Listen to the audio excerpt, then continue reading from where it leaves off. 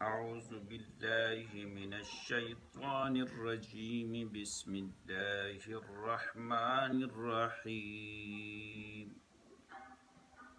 رب اشرح لي صدري ويسر لي أمري واحلل عقدة من لساني يفقه قولي سبحان الذي خلق الأزواج كلها مما تنبت الأرض ومن أنفسهم ومما لا يعلمون پاک ہے وہ ذات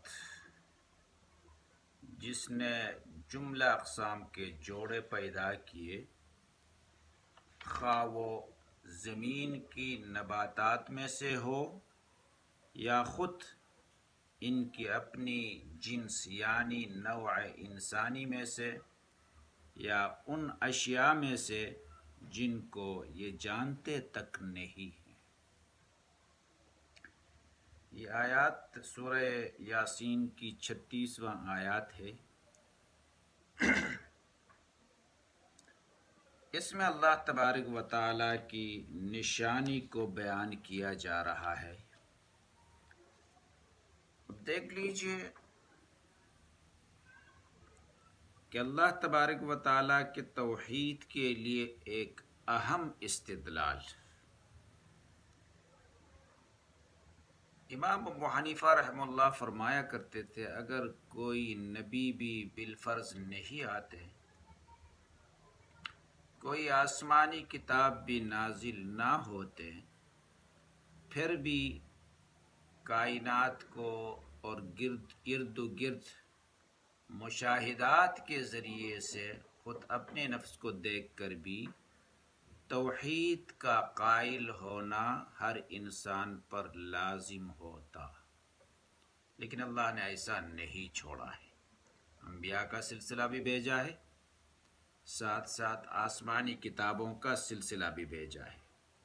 اب اس آیات کے اندر توحید پر بطور دلیل یہ بیان کیا جا رہا ہے کہ جن چیزوں کا انسان شب و روز مشاہدہ کرتا ہے، یوں ہی غور و خواص کیے بغیر گزر جاتے ہو، حالانکہ اس میں غور کرنی چاہیے، انہی کے اندر حقیقت کا سراغ دینے والے نشانات موجود ہیں۔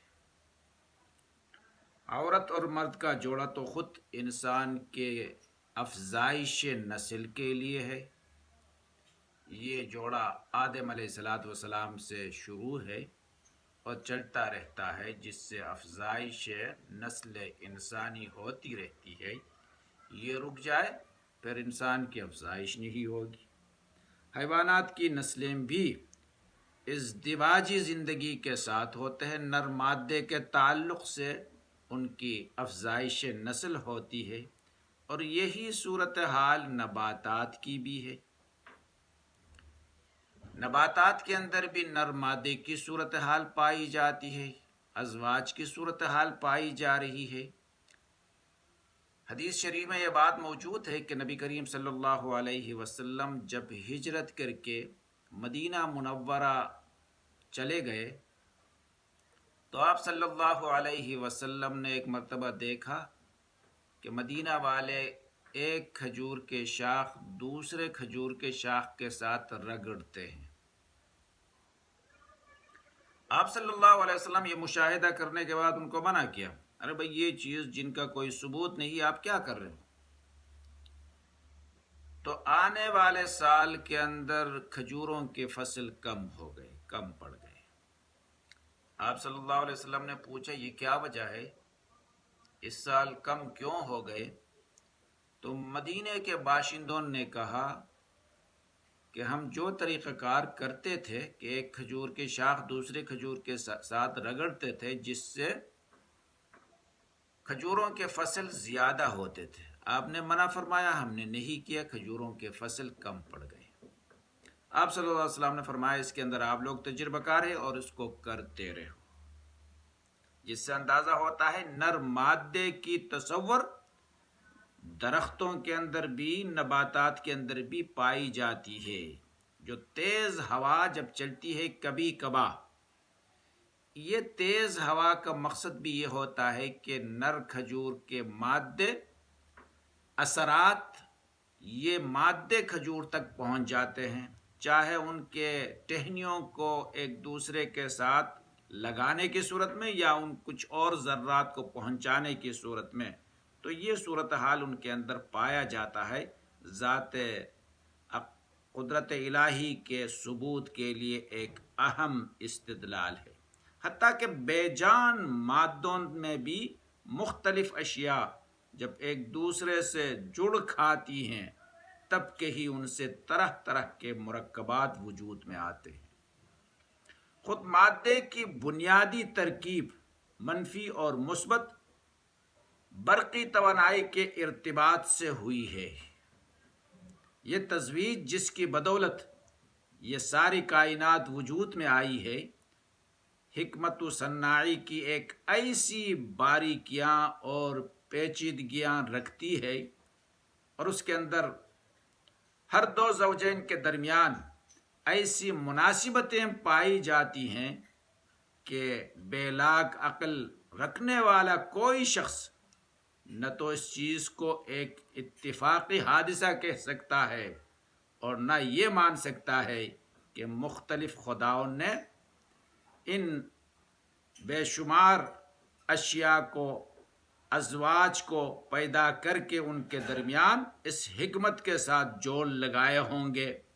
ازواج کا ایک دوسرے کے لیے جوڑ ہونا اور ان کے ازدواج سے نئی چیزوں کا پیدا ہونا خود وحدت خالق کی صریح دلیل ہے۔ معمولی عقل رکھنے والا شخص بھی ان چیزوں پر تھوڑا سا ہی غور کر کے یہ کہنے پر مجبور ہوگا کہ کوئی خالق، کوئی مالک، کوئی سپر پاور یہ کام چلا رہا ہے، یہ کوئی خود نہیں ہو رہے۔ اگلا آیات دیکھ لیجئے، وَآیَةٌ لَّهُمُ اللَّيْلُ نَسْلَخُ مِنْهُ النَّهَارَ فَإِذَا هُمْ مُظْلِمُونَ۔ ان کے لیے ایک اور نشانی رات بھی ہے، ہم اس کے اوپر سے دن ہٹا دیتے ہیں تو ان پر اندھیرا چھا جاتا ہے۔ فَإِذَا هُمْ مُظْلِمُونَ، ان پر اندھیرا چھا جاتا ہے۔ اب دیکھ لیجئے کہ یہ ہمارے معمول کے اندر یہ نظام ہم جب سے شعور کے آنکھ کھول رکھے ہیں دیکھتے رہتے ہیں کہ دن رات کی تبدیلی،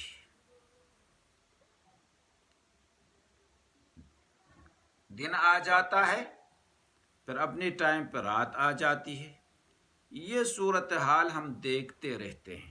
تو ایک باشعور انسان ان کو دیکھ کر یہ فیصلہ کر سکتا ہے کہ دیکھو ان چیزوں کو اس ترتیب سے لانے والا کوئی ہستی ہے، کوئی قوت ہے جو ان کو اس ترتیب سے چلا رہا ہے۔ کسی زمانے میں، کسی ٹائم میں، کسی موسم میں رات بڑھ جاتی ہے جیسے سردیوں کے موسم میں، کبھی دن بڑھ جاتا ہے جیسے کہ گرمیوں کے موسم میں۔ یہ تو اپنی ڈپٹی مدتوں سے دے کے آ رہے ہیں اور ان کے ڈپٹی میں کبھی ادھر ادھر نہیں ہوا ہے، ہر کوئی اپنا ٹائم میں کام کرتے جا رہے ہیں۔ تو جس سے یہ اندازہ ہوتا ہے کہ دیکھو ایک معمولی چیز کو کرنے کے لیے کوئی نہ کوئی طاقت ہوتا ہے، کوئی کاریگر ہوتا ہے۔ تو یہ اتنا زبردست قسم کا ایک اہم کام جو ہو رہا ہے، جس میں اونچ نیچ کا فرق نہیں آ رہا ہے، یہ بھی کوئی طاقت ہوگا کہ اس طاقت کو ہم اللہ یا رب کے نام سے یاد کیا جاتا ہے۔ یہ تو تھا آیات نمبر 37۔ وَالشَّمْسُ تَجْرِي لِمُسْتَقَرٍّ لَهَا ذَلِكَ تَقْدِيرُ الْعَزِيزِ الْعَلِيمِ۔ اور سورج وہ اپنے ٹھکانے کی طرف چلا جا رہا ہے، مستقر لہا جو اس کا ٹھکانہ ہے اس کی طرف چلا جا رہا ہے۔ یہ زبردست علیم ہستی کا باندھا ہوا حساب ہے. ذالک تقدیر العزیز العلیم، یہ علیم ہستی کا مقرر کیا ہوا حساب ہے. اللہ تبارک و تعالیٰ کے وحدانیت اور توحید کے لیے ایک زبردست دلیل. آپ دیکھتے ہیں سورج جو ہے اپنے مستقر کی طرف، اپنے مکان کی طرف جا رہا ہے، طلوع ہوتا ہے، پھر ایک مدت کے بعد غروب ہوتا ہے، پھر طلوع ہوتا ہے، پھر ایک مدت کے بعد غروب ہوتا ہے. ایک حساب ہے، ایک طریقہ ہے. یہ اندازہ، اس اندازے سے یہ معلوم ہوتا ہے کہ کوئی بڑی قوت اس کو اس ترتیب سے چلا رہا ہے. ایک مرتبہ نبی کریم صلی اللہ علیہ وسلم کے پاس ابو ذر غفاری رضی اللہ تعالی عنہ کھڑا تھا، اور وقت یہ تھا کہ سورج غروب ہونے کے قریب تھا. آپ صلی اللہ علیہ وسلم نے فرمایا یہ سورج اب کہاں جائے گا، کہاں جا رہا ہے؟ ابو ذر غفاری رضی اللہ تعالیٰ عنہ نے فرمایا کہ اللہ واللہ ورسولہ اعلم، اللہ اور اس کے رسول زیادہ بہتر جانتا ہے. اتنے میں آپ صلی اللہ علیہ وسلم نے فرمایا دیکھو، سورج روزانہ عرش کے نیچے جا کر سجدہ ریز ہوتا ہے، اللہ سے پھر لوٹنے کی درخواست کرتا ہے، اللہ تعالیٰ اس کو دوبارہ اجازت عطا فرماتا ہے، پھر نکل آتا ہے. جس دن اللہ تعالیٰ اس کو اجازت نہیں دے گا اس دن سے قیامت قائم ہو جائے گا کہ طلوع مت ہو جاؤ، غروب کی جگہ سے الٹا چلے جاؤ تو یہ قیامت کے قائم ہونے کی صورتحال ہو جائے گی. اب رہی یہ بات وہ کس طرح سجدہ کرتا ہے. ہم سجدے کا لفظ استعمال کرتے ہیں تو اس سے فوراً ہر انسان یہ سمجھتا ہوگا کہ پیشانی زمین پر لگانا یہ نام سجدے کا ہے. ٹھیک ہے، بنی نوع انسان کے لیے تو سجدہ یہ ہے کہ اپنے پیشانی کو زمین کے ساتھ لگانا. اب رہی مختلف چیزوں کے اندر سجدہ اور عبادت جو ہوتا ہے وہ مختلف طریقے سے، مختلف زاویے سے اور مختلف انداز سے ہوتا ہے. تو سورج بھی سجدہ کرتا ہے تو اس کا مقصد یہ ہے کہ جو اس کا طریقہ کار ہے، جیسا وہ اس کی صورتحال ہے اسی کے مطابق کرتے ہوں گے. جیسا کہ قرآن کے ایک اور آیات میں اللہ فرماتے ہیں لا تفقہون تسبیحہم، کہ ہر چیز کے اندر عبادت پائی جاتی ہے، تسبیح پائی جاتی ہے، لیکن تم ان کے تسبیح اور ان کے عبادت کو نہیں جان سکتے ہو. تو مطلب یہ کہ سورج کے اس طریقے سے چکر لگانے اور اپنی مدت پوری کرنے کا جو طریقہ کار ہے، اور اس کے اندر جو تپش، جو حرارتیں ہیں، جن موسموں کی وجہ سے ان تپش اور حرارتوں کے اندر بھی تبدیلی آتی رہتی ہے، یہ اس کے چلانے اور پیدا کرنے والے پر دلالت کرتے ہیں کہ یقیناً کوئی بڑی ہستی ان کو چلا رہا ہے. اگلا آیات دیکھ لیجئے وَالْقَمَرَ قَدَّرْنَاهُ مَنَازِلَ حَتَّى عَادَ كَالْعُرْجُونِ الْقَدِيمِ، اور چاند، اس کے لیے ہم نے منزلیں مقرر کر دی ہیں یہاں تک کہ ان سے گزرتا ہوا وہ پھر کھجور کی سوکھی شاخ کے مانند رہ جاتا ہے. ترجمہ ایک بار پھر دیکھ لیجئے، اور چاند اس کے لیے ہم نے منزلیں مقرر کر دی ہیں یہاں تک کہ ان سے گزرتا ہوا وہ پھر کھجور کی سوکھی شاخ کے مانند رہ جاتا ہے. یہ تو تھا آیات نمبر 39 کا بامحاورہ ترجمہ. اب اس کے بارے میں اس کا خلاصہ مفہوم ذہن میں رکھیے. اب دیکھو، چاند کو اللہ تبارک و تعالیٰ نے پیدا فرمایا، اس کے لیے منزلیں مقرر ہیں. پہلی چاند جس کو ہم ہلال کے نام سے یاد کرتے ہیں، یہ پہلے دن کا چاند ہے۔ اب یہ روز بروز بڑھتا چلا جائے گا یہاں تک کہ وہ اپنے آب و تاب اور جوانی کو پہنچ جائے گا۔ اس وقت ہم اس کو بدر کے نام سے یاد کریں گے۔ بدر یہ 13، 14، 15 ہوتا ہے، جن کو ایام 20 بھی کہا جاتا ہے۔ یہ تو چاند کی جوانی ہوتی ہے، اپنے آب و تاب میں ہوتا ہے۔ اس کے بعد پھر یہ گھٹنا شروع کرتا ہے، گھٹتے گھٹتے گھٹتے یہ پہلی دن کی چاند جیسا، جس کو ہلال ہم کہا کرتے تھے، وہ ہلال بن جاتا ہے، اور پھر ایک دن کے لیے یہ بالکل نظروں سے غائب ہی ہو جاتا ہے۔ یہ ہے چاند کی منزلیں۔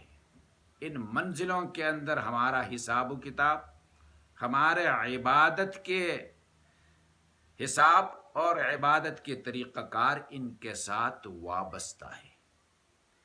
اب ان چیزوں کو، چاند کو اس طریقے سے گزار دینا، اس طریقے سے منزلیں اس کے لیے مقرر کرنا، یہ ایک ایسے ہستی کے وجود پر دلالت کرتا ہے کہ جو قوت والی ہستی، جو سپر پاور ہستی جو ہے، اس چاند کو اس طریقے سے چلا رہا ہے، منزلوں پر اس کو چلاتا جا رہا ہے۔ اور جب سے ہم نے شعور کے آنکھ کھولا ہے، یہ دنیا پیدا ہوا ہے، تب سے یہ کام اسی ترتیب سے چلا آ رہا ہے۔ اس کے اندر کوئی اونچ نیچ نہیں ہوا ہے۔ یہ اللہ کی قدرت، اس کی وحدانیت اور اس کے سپر پاور ہونے کو ثابت کر رہا ہے۔ اللہ تعالیٰ قرآن تعلیمات پر عمل کی توفیق عطا فرمائے۔ وما علینا الا البلاغ۔